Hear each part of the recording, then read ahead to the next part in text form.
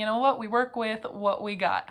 I got totally natural lighting. That's the sun coming from over that way that's making my face shiny. Don't got no ring light, don't got anything. We work with what we have. Hello, buenos dias, everybody. I am coming to you from on the road today. Where is that? It's not important, don't worry about it. I'm not about to dox myself. Maybe this bad boy could give you a hint. Maybe, maybe not. I will give you another little hint. It's really cold. That's not very helpful, I'm sure. That's kind of the idea though. All right, but I am here today to talk about the truth about Colombia. Colombia, what is the truth? Now, you might have heard lots of things about Colombia. I realize Colombia has a particular reputation, and I am in fact going to bring that up. I'm going to be talking about that in Colombia, but what I want to talk about is the truth. Now, I want to say a thing, which is that when I say the truth, it sounds more catchy that way. I'm saying my truth about Colombia, and if you couldn't guess, I'm not actually Colombian. I'm not from Colombia.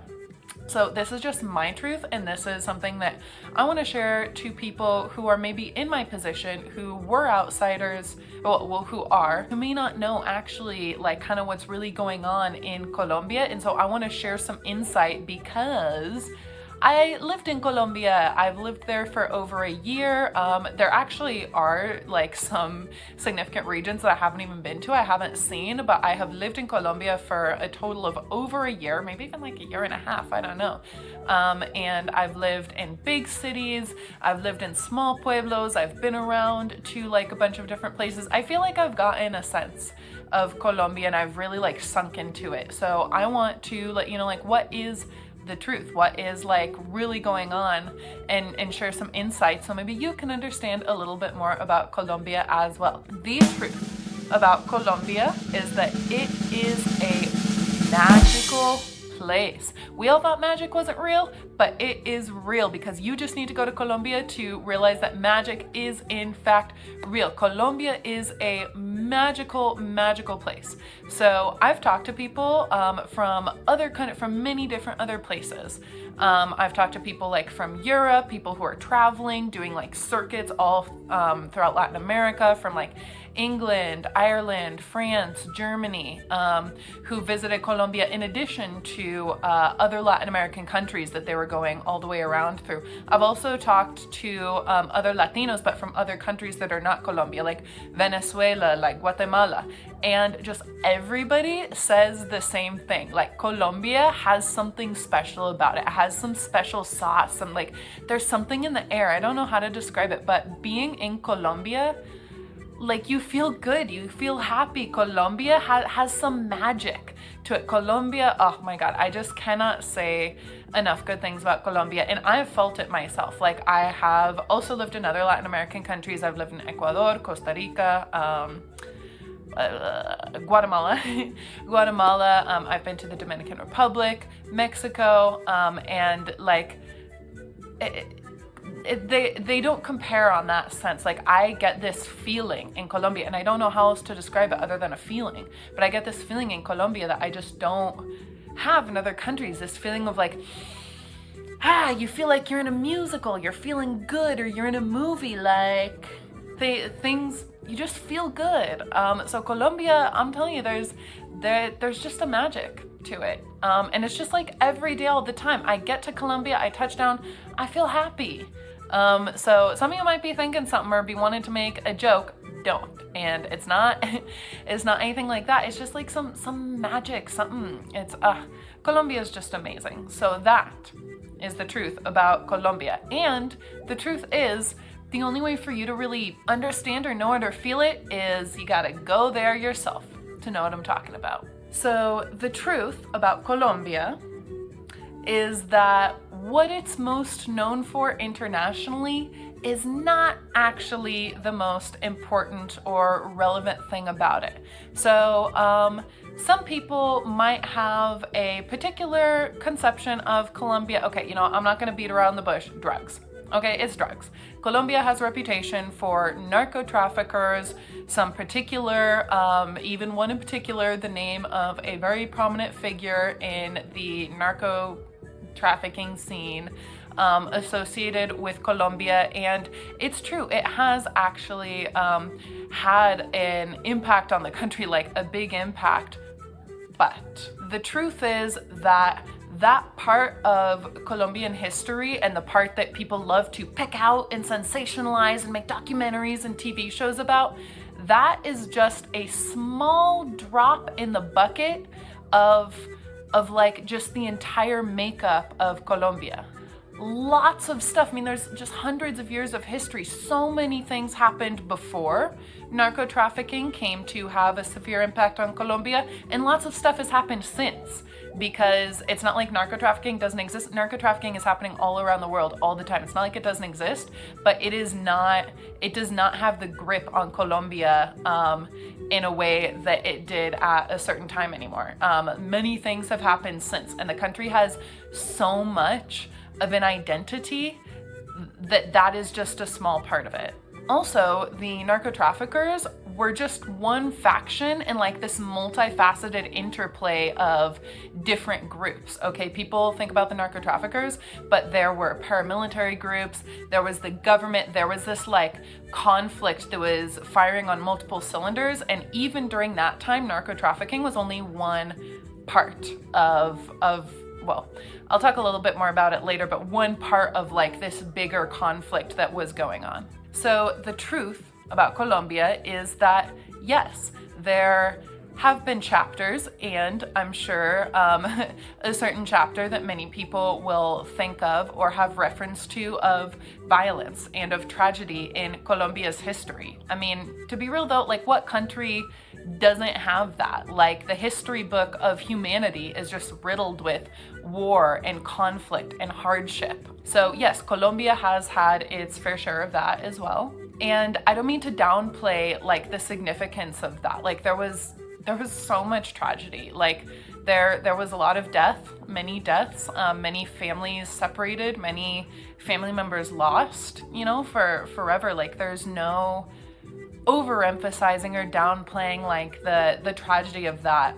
That is a real thing, and I don't want to ignore that. To be honest, I don't think I'm like the best person to talk about like the whole history of conflicts with regards to like drug trade, gangs, military, paramilitary. I'm not the best person to talk about that. I am not the most educated. I have like heard and sort of absorbed information about that, but I have not like read books or like something super in-depth either. I don't think I'm the best person to talk about it, but yes, like it definitely happened. I'm not trying to downplay or underplay it, but the truth about Colombia is that I think concentrating only on a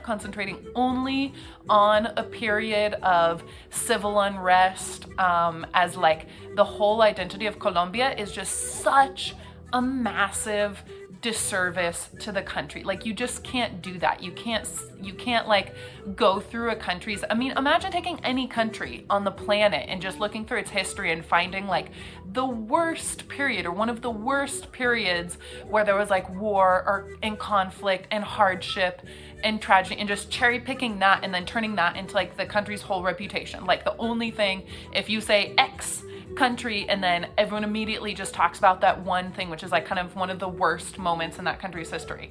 Like that's so unfair. That's just completely erasing an entire people's worth of joy, of culture, of triumph, of progress, of so many positive, amazing things that you're just ignoring and pretending like it doesn't exist because you're just talking about this one thing. Like that's a massive disservice. And I'm not saying we shouldn't talk about negative aspects or hardships or tragedies or the drugs or the narcos or the military conflicts. I'm not saying we shouldn't talk about that at all. I'm a big believer in remembering your history so that you can learn from it, okay?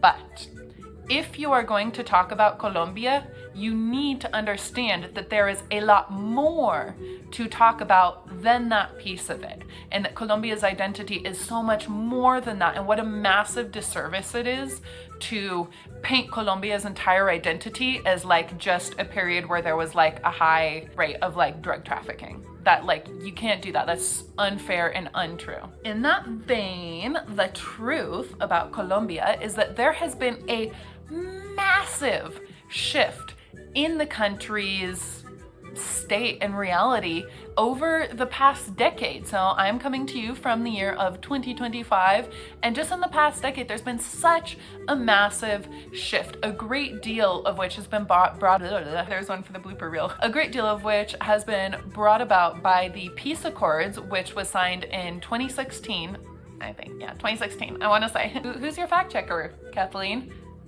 That would be me. A peace accord that was signed between the Colombian government and one of the prominent paramilitary groups known as the FARC, which that conflict was causing just like a lot of problems, a lot of issues for many people.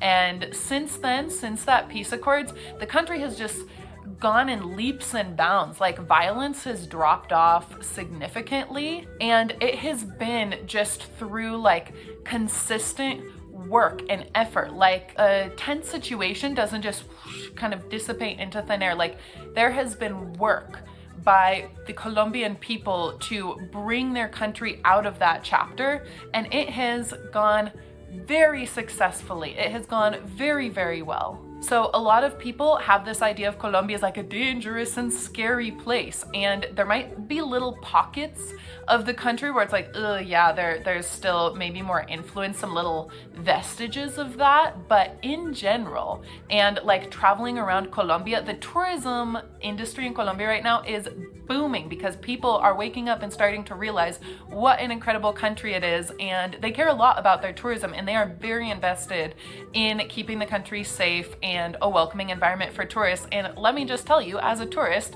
as a gringa, I think they've done a smashing job at it. Like I've said, I've spent lots of time in Colombia, and I am totally in love with the country. It is a place where you can definitely travel and have just the most incredible experience of your life.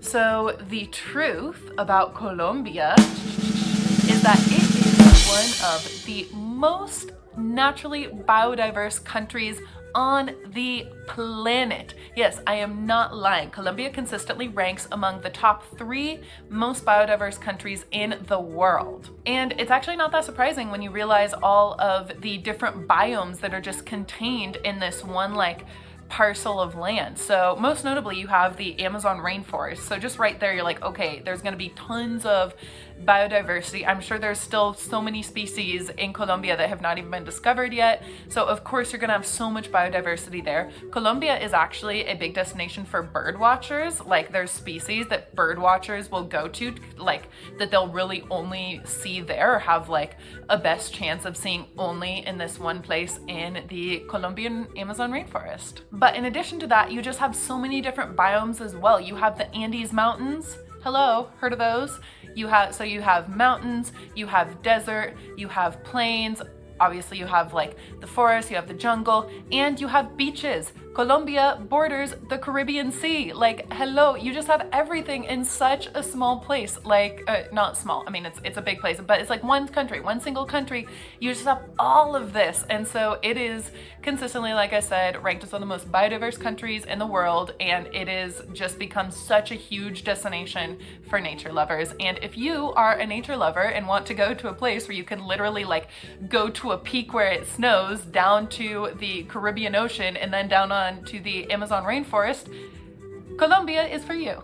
So the truth, and some people might disagree with me on this, but the truth about Colombia is that it has amazing food. Now, I've heard people say that they don't actually like Colombian food, or they find Colombian food to be boring. And I think, with all due respect to those people, they are just severely misguided. If you have been to Colombia and you've had this experience, then I think that you just have not sampled Colombian cuisine in the right way. Now, there is kind of a standard Colombian dish called a bandeja, and or there's like some standard Colombian foods. Like if you're traveling around, you go to like some restaurant, maybe in a remote place or kind of on the side of a road on a bus trip. It can feel kind of like repetitive or maybe boring, or you're not sampling like, you know, the peak of Colombian cuisine. And so I can kind of see where people get that experience. But like I said, you're just not doing it right, because Colombian food is actually freaking delicious, especially if you're a junk food lover like yours truly. First of all, Colombian street food is just, oh my goodness, it is so good. Like they do like fatty, gross, but delicious street food so well. You have stuffed arepas, you have, okay, no, wait, hold on. I'll talk about arepas in a minute. You have salchipapas. Oh my God. Okay, so salchipapas is like the Latino response to poutine. Imagine, okay, a bed of golden, oily, crispy French fries, and then you just put lots of toppings on top of it. The most kind of, I guess you could say, boring version, although I still think it's like yummy, like it's not like it doesn't taste good, is you'll just get like hot dog or sausage like on top of it, like French fries and sausage. But you can get salchipapas with so much variety. You put like meats, cheeses, vegetables, like almost anything you can imagine, they will put on top of a bed of delicious French fries. And the best part is the sauces. Like they just do sauces up the wazoo, like ketchup, mustard, garlic, onion, I don't even know, and then they'll do spices. Oh my God, it's just this oozing, crispy, fatty, delicious, oh my God, so good. You have patacones, or I think they're called tostados in some countries. It's basically like a squashed fried plantain. You can put lots of stuff on top of that, or you just eat it with ogao sauce, which is so good. It's just like a tomato and onion sauce. You can put so many things on that. You have arepas. Actually, a fun fact about arepas is every department, which are like states in Colombia, so there are different departments, and every department has a like kind of a signature arepa. So like different textures, different flavors. You can like, they can be like thick and fluffy, they can be thin and like more tough or hard. And one of my favorites is the Antiochian arepa, which is like a thin, like white corn flour arepa, a little bit tougher, but it's good because you can like, it has like it holds its shape basically, and you can put stuff on top of it like queso fresco, some scrambled eggs. That's an amazing breakfast, by the way. So good. You can stuff arepas, you can slice them open, put in like, again, meat, cheese, veggies, so good. But also Colombia has lots of more traditional dishes as well. My personal favorite has to be sancocho. Oh my God, sancocho is a type of soup. Like Colombia has many traditional dishes, and which I think are not necessarily always like what people access. People might just get more fast food, street food, but it has so much delicious food. And if you've gone to Colombia and you have not had the amazing food there, like I said, you're missing out. Another thing people might be wondering is if you can go to Colombia and eat there vegetarian, and my answer is you can. I know plenty of people who have done it. Of course, meat is a big part of the diet, and so it is a limiting factor for sure, but you can absolutely go and eat vegetarian. So there is like a Colombian dish known as a bandeja. It's like a big platter, and it'll have just like different pieces to it. There's usually a protein, which yes, typically is a meat, just some kind of meat. Then there will be a salad. There will be some kind of starch like potato or yuca, and then there will be like rice. So you have these different things. And I've seen people basically order a bandeja. Oh, and also it usually comes with like a starter soup as well, and like a natural fruit juice. Oh my God, so good. So I've seen people order a bandeja and just replace the meat with like an egg or something to get that protein piece. So yes, it absolutely is doable to travel to Colombia vegetarian. There will definitely be things that might be limited, or you have to like leave out or something, but it can be done. It really helps if you're able to like cook for yourself. If you're staying more long term, you have a kitchen. I mean, not really how, you know, you just go get your groceries and cook for yourself, of course. Being vegan is going to be more limiting still, but again, it can be done. And also, I would say that really depends on location and where you're gonna go. There are some parts of Colombia that are really far developed for tourism, and so they are accustomed to foreigners. They're accustomed to like different dietary preferences and restrictions, and so in like very touristy places, I think you're gonna find lots of options, ample options, and that won't be a problem. If you're going to more remote areas or more small towns, that could be more of an issue and more limited. So also just if you have different dietary restrictions, just like, and you're coming to Colombia, think about that when you're planning like where you're going to go. Okay, and the final thing on the food that I will talk about is, I know I talk about food so much, is the produce. One thing just in general about Colombian food, so I'm from the US, surprise! In Colombia, in many areas I've been in Latin America, the food is just so much less processed. I remember I tried milk, and the milk just like straight milk, and the milk just tasted like, it tasted so much richer. It almost tasted like drinking whole milk, even though it said it was like low fat milk, but it tasted like rich, and I was like, oh my god. So just in general, the food is way less processed, and you're more likely to find produce that's just grown locally, that's like just taken kind of from a farm a little ways away and brought in. And the produce, oh my god, I mean, it is like near the equator. It's like a sort of center of the globe area, and oh my god, the produce, you just have the most amazing fruits and vegetables. You go to little stalls and it's like, honey, I got this bottle of honey from a stall, and it's like the sweetest honey I've ever tasted. I got some like grocery store honey, and I tried it by comparison, and I was like, oh my gosh, the grocery store honey like did not even compare. Like, you taste them side by side, you're like, there is such a notable difference. And I'm not like a big food, I love food, but I don't consider myself like to have a super sophisticated palate. I'm just like, I just kind of eat food, normally I like it, or some things I don't like, you know. So for me to say like, I sampled these two honeys and there was just such a world of difference, like that's really saying something. So the food in Colombia, and like just the produce and the access to like really natural unprocessed foods, oh my god, incredible.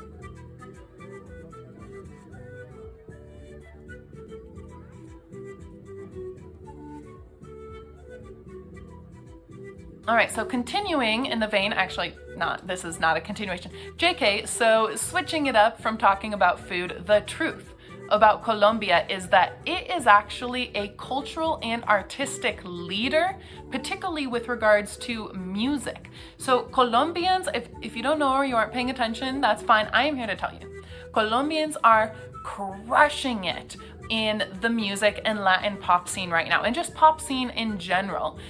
Colombians are just like generating some of the music that internationally in Latin America and even outside of Latin America is just like on the cutting edge of the music scene right now. And you, yes you, listening to this video, you have almost definitely heard of a Colombian singer, even if you don't even know it. So let me throw out a few names for you.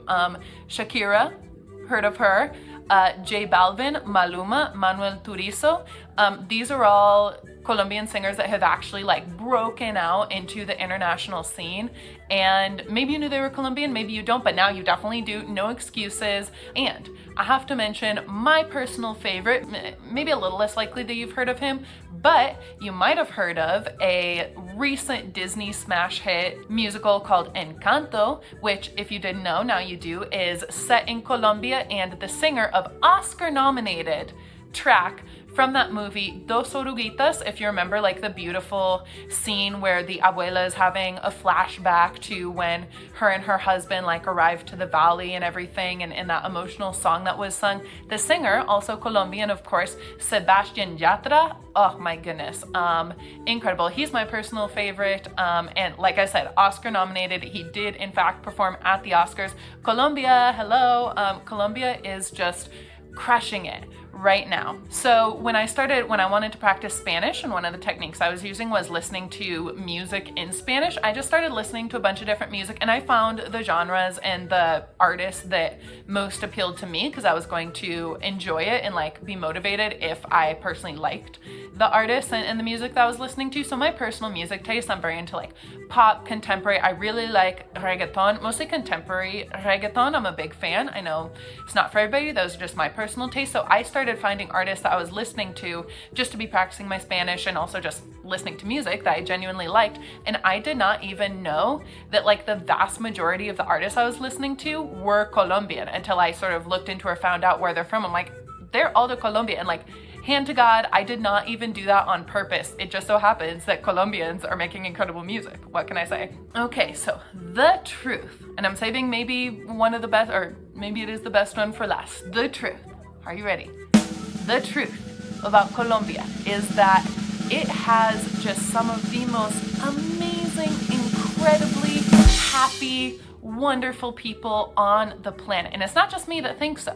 When I was saying before that I've just met many travelers from all different parts of the world, other parts of Latin America or outside, who talk about how amazing Colombia is, consistently they talk about the people, how warm, amazing, welcoming, kind the people in Colombia are. And that's exactly the same in my experience. But it's not only anecdotal, just talking to a few people here and there. Colombia is actually regularly mentioned as perhaps one of the happiest countries in the world. And I'm not just making this up, okay? I'm gonna be leaving links below so that you can go see that it has consistently been mentioned as potentially one of the happiest countries in the world. Now, you might think, and first of all, it's like, how do you even measure like happiness of a whole country? But people just come up with metrics. We try to do the best we can. And there will be lists of like, what are the most happiest countries? And there's also conversations about it now. I think a lot of people, if that question were to be posed to them, like, oh, what do you think is the happiest place, the happiest country in the world? A lot of people probably would not think of Colombia. I'm sure there's a list of countries maybe you have in your mind. A lot of people say like Finland, or just Scandinavia is often brought up. And a lot of people I've actually mentioned this to, like, yeah, Colombia is actually considered one of the happiest countries in the world. Like, huh? Oh, is there a little Eurocentrism going on there? Who's to say? I'm just a girl. Who's to say? It's possible. But yes, in fact, Colombia is often considered one of the very happy countries in the world. Now, I think this is something that kind of challenges, particularly being from a part of the world like me, being from the US, I think this is something that like will challenge our beliefs or our presumptions about a place. And I think it might be very difficult for us to envision a country like Colombia as being, oh, it could be like actually one of the happiest countries in the world. Now, what do I mean by a country like Colombia? Well, a country that has labels attached to it like developing, third world, where we envision there's lots of poverty and hardship, and we would be like, how could those people be so happy? But how? I think that's a thing that happens. And the truth about Colombia is it is actually an incredibly happy country with incredibly happy people. And this really, again, resonates to my own experience, because Colombians, I will say, they have like just one of the most festive spirits I've ever encountered. They're always up for a good time, always up for a party. And by party, I don't mean like a rage or like, no.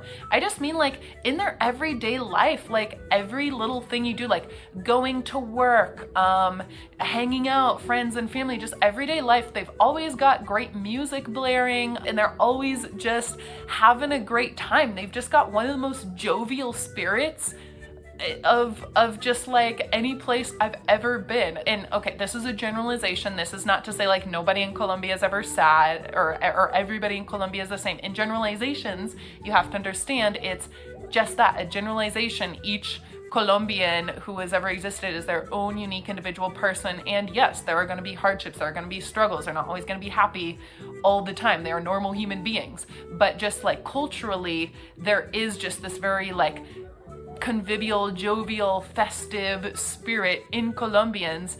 And yes, they're very happy people. Colombians are also just I've said this before, but just so kind, so warm, so inviting. They invite you into their home. They want to serve you. They're so hospitable. Like, I feel like I learned what is hospitality from being in Colombia, and that is something that I hope to be able to like reflect in my life moving forward. That's a big thing I've taken away from my time there. I just truly hope that you, yes, you, again, you watching this video, someday you get to experience just the warmth and the hospitality and the inviting spirit and that happy festive spirit of Colombians for yourself, because it is something truly magical, beautiful, irreplaceable, and that I think everybody should have as part of their lives. All right, thank you everybody. Thank you so much for listening to my truths, Kathleen's truths about Colombia. Please feel free to give your feedback, give any opinions you have down in the comments, but with the caveat that it must be respectful. Yes, respect is not dead. At least I'm acting like it's not, okay? Just because we are allowed to say what we want doesn't mean that actually you're allowed to post a comment on my video that I published and that it gets to stay there and be like cruel and disrespectful. That is not gonna fly here. Don't waste your time, don't waste your finger energy, okay? You must be respectful, but I am really looking forward to, with that in mind, hearing what do you think about Colombia? Have you been there? Have you not? Would you like to go? Is there, you know, do you disagree with something? That's fine too. We can disagree and still keep it cute and keep it respectful, okay? So please like, comment, subscribe, share, all that good stuff, and I will see you all next time. Bye.